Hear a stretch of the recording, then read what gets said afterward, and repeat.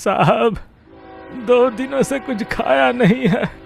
साहब कुछ खाने के लिए पैसे दो ना साहब।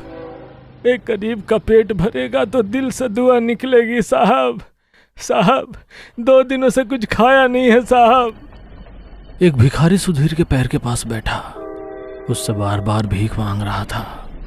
सुधीर ने पहले तो उसे देखकर अनदेखा कर दिया, पर जब कुछ देर बाद भी वो भिखारी सुधीर के पास से नहीं गया तो आखिर में सुधीर ने अपने बटुए से कुछ सिक्के निकालकर उस भिखारी को दे दिए और बिना उसका चेहरा देखे उसे आगे जाने का इशारा कर वापस से अपने दोस्त विवेक के साथ बातों में लग गया। पर इस दौरान विवेक की नज़र सुधीर के बटुए पर पड़ चुकी थी। अबे ये क्या लाल कपड़ा सा तूने अपने पर्स में रखा हुआ है? अभी कुछ दिनों में तुझे G20 के पेपर वर्क के लिए यूरोप भी जाना है। वहाँ लोग ये सब देखेंगे तो बोलेंगे तू ब्लैक नहीं बल्कि रेड मैजिक करता है। हाँ साले तू भी हंस ले, पर क्या करें, कभी कभी पूर्वजों के पापों की सज़ा पूरे वंश को भुगतनी पड़ती है। क्या मतलब? मतलब ये कि बहुत लंबी कहानी है, कभी फुर्सत में सुनाऊंगा। अरे सुना ना, मस्त मौसम, तेज़ रफ्तार, खाली ट्रेन है, इससे अच्छा माहौल पता नहीं फिर आए ना आए। विवेक की बातें सुधीर को एक बार फिर बहुत कुछ बयां करने को मजबूर कर रही थी। हालांकि पहले तो वो इनकार करता रहा, लेकिन फिर धीरे धीरे वो विवेक को कहानी सुनाने को तैयार हो ही गया। विवेक, दरअसल ये कहानी आज से 20 साल पुरानी है। तब मेरे गांव से कुछ ही दूर एक घना जंगल हुआ करता था।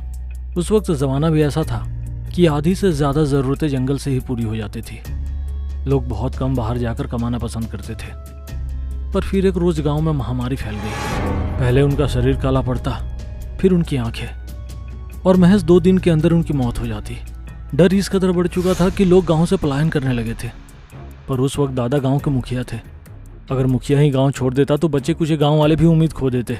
इसलिए दादा ने इस बीमारी का इलाज ढूंढना शुरू किया। शहर से दादा ने डॉक्टर भी बुलवाए, लेकिन कुछ खास फायदा नहीं हुआ। फिर एक दिन गांव में एक साधु आया, खुद को बहुत सी सिद्धियों का ज्ञाता बता रहा था। जब कोई उम्मीद नहीं बची तो दादा ने एक कुंवारी दुल्हन का इंतजाम कर ही दिया। 1 मिनट, अचानक से ये कुंवारी दुल्हन कहाँ से आ गया? ओह सॉरी, मैं कहानी में कुछ ज़्यादा ही आगे चला गया। दरअसल जब साधु गांव में आया था तो उसने दादा से कहा था कि जिस ज़मीन पर हमारा गांव है वहाँ एक ज़माने में पिशाचों का कब्रिस्तान हुआ करता था। उन्हें वापस इस दुनिया में आना है, और वापस इस दुनिया में आने का उनका सीधा और आसान रास्ता इंसानी जिस्म ही है, जिसके सहारे वो वापस आ सकते हैं। लेकिन पहले पिशाच बहुत ही शक्तिशाली थे और इंसानी शरीर भी, लेकिन अब इंसानी शरीर पहले जैसा ताकतवर नहीं है। कलयुग की शुरुआत हो चुकी है। इंसान धीरे धीरे बौना होता जा रहा है। उसका शरीर पहले से पतला और छोटा हो रहा है। इसलिए जैसे ही पिशाच की आत्मा इंसानी शरीर में आती है तो उसका शरीर काला पड़ने लगता है। वो पिशाच की शक्तियों को शरीर संभाल नहीं पाता और दम तोड़ देता है।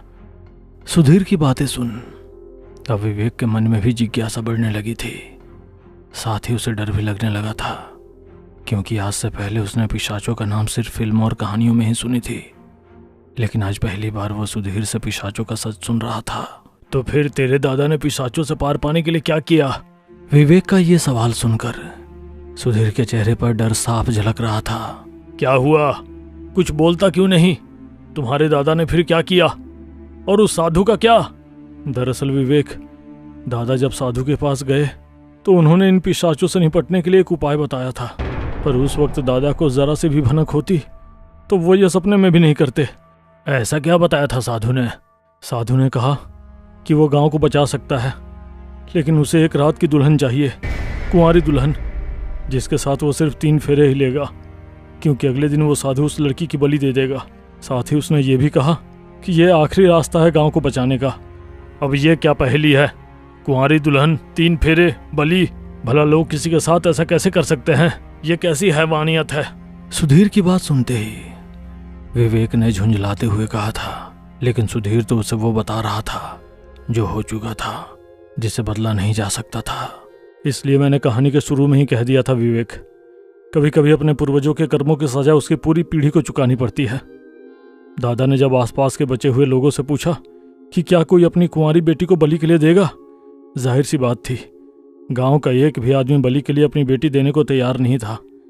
मगर दादा को किसी भी तरह गांव को बचाना था, इसीलिए दादा ने एक राह चलती लड़की को अगवा कर लिया फिर नशा देकर जबरदस्ती उसकी 3 फेरे वाली शादी उस साधु से करवा दी।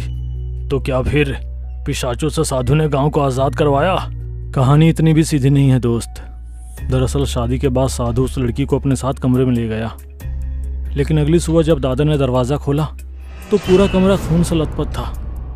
साधु के जिस्म के लोथड़े कमरे की दीवार में चिपके पड़े थे, और तो और पूरे कमरे में सड़े हुए मांस की बदबू आ रही थी। लेकिन एक सवाल भी था जो कमरे में बिना कहे गूंज रहा था, वो लड़की कहाँ गई? साधु का यह हाल किसने किया? विवेक ने चौंकते हुए तुरंत ही सुधीर से पूछा था।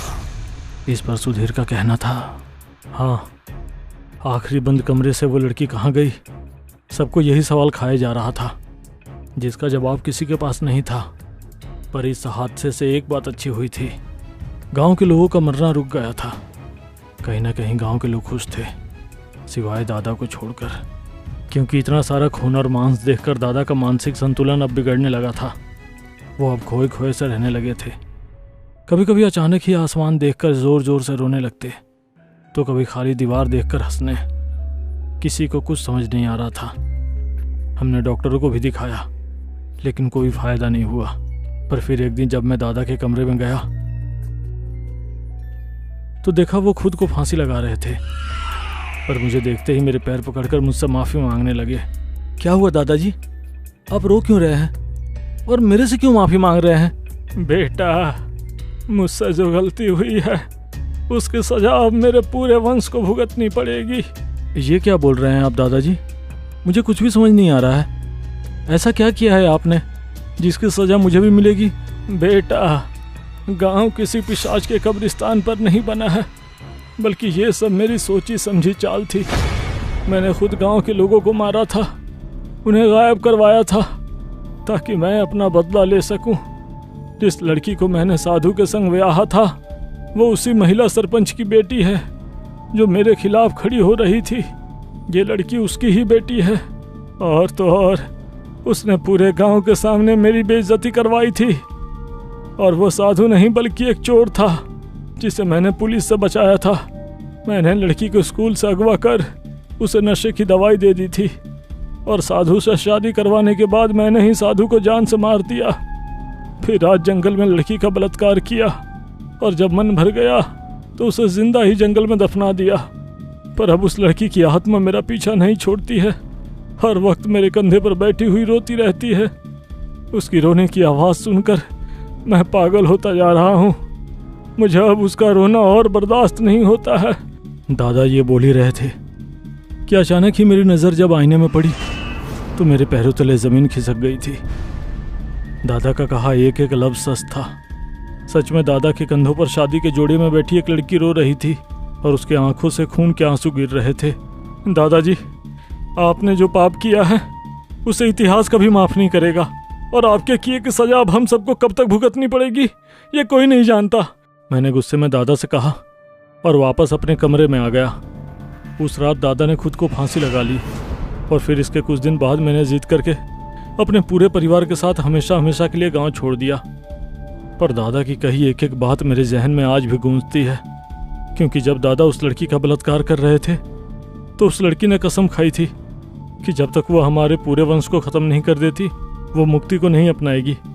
और जैसा उस लड़की ने कहा था उसने कर दिखाया, क्योंकि जब हम शहर में आकर रहने लगे तब एक दिन पापा ने कहा कि उन्हें भी दिन रात किसी लड़की के रोने की आवाज़ सुनाई देती है, और उनके कंधे में बहुत दर्द रहता है। यह सुनते ही मैंने चुपके से आईने में देखा तो मेरा सारा शक एक पल में यकीन में बदल गया था। शादी के जोड़े में एक सड़ी गली लड़की पापा के कंधे पर बैठी हुई खून के आंसू रो रही थी। तब मैं एक अघोरी से जाकर मिला। फिर उसने मुझे बताया कि अगर मैं उस लड़की के शरीर का विधिपूर्वक अंतिम संस्कार कर देता हूँ तो ना चाहकर भी उस लड़की को मुक्ति को स्वीकारना होगा। लेकिन उस लड़की की लाश ढूंढने में मुझे देर हो गई। जब तक मैं उस लड़की का अंतिम संस्कार कर पाता पापा ने खुद को फांसी लगा ली थी। पर मैंने हार नहीं मानी। मैंने उस लड़की की लाश को जंगल से ढूंढ निकाला और विधि पूर्वक उसका अंतिम संस्कार भी कर दिया। तो जो तुम पूछ रहे थे कि लाल कपड़ा में क्या है, तो बता दूं, उसमें चावल नहीं बल्कि उसी लड़की की अस्थियां हैं, और इसे मैं अपने पास सिर्फ इसलिए रखता हूं ताकि बिना डरे रात को सो सकूं। तो अब बता, कैसी लगी तुझे मेरी ये सच्ची कहानी? कहानी तो अच्छी है, बस थोड़ी सी अधूरी है। अधूरी है? पर कैसे? तेरे दादा ने जब लड़की को अगवा किया था तो वो भूल गया था कि उस लड़की का एक छोटा भाई भी है। छोटा भाई शब्द सुनते ही सुधीर के कान खड़े हो गए थे। उसकी आंखों में एक बार फिर डर पनपने लगा था, पर इससे पहले उसके गले से डर के शब्द फूट पाते, विवेक ने कमरे के पीछे से चाकू निकाला और सुधीर की आंखों में देखता हुआ एक झटके में उसकी गर्दन में घुसा दिया। सुधीर कुछ ही सेकंडों में बिलबिलाता हुआ दम तोड़ चुका था और फिर सुधीर के मरने के बाद विवेक ने उसकी जेब से बटुआ निकाला और अस्थियों से भरी वो लाल कपड़े की छोटी सी पोटली ले ली और चलती ट्रेन से कूद गया। हेलो दोस्तों, यदि आप हमारे चैनल से नए जुड़े हैं तो हमारे चैनल एवी लाइव को सब्सक्राइब जरूर करें और अपने दोस्तों में शेयर करें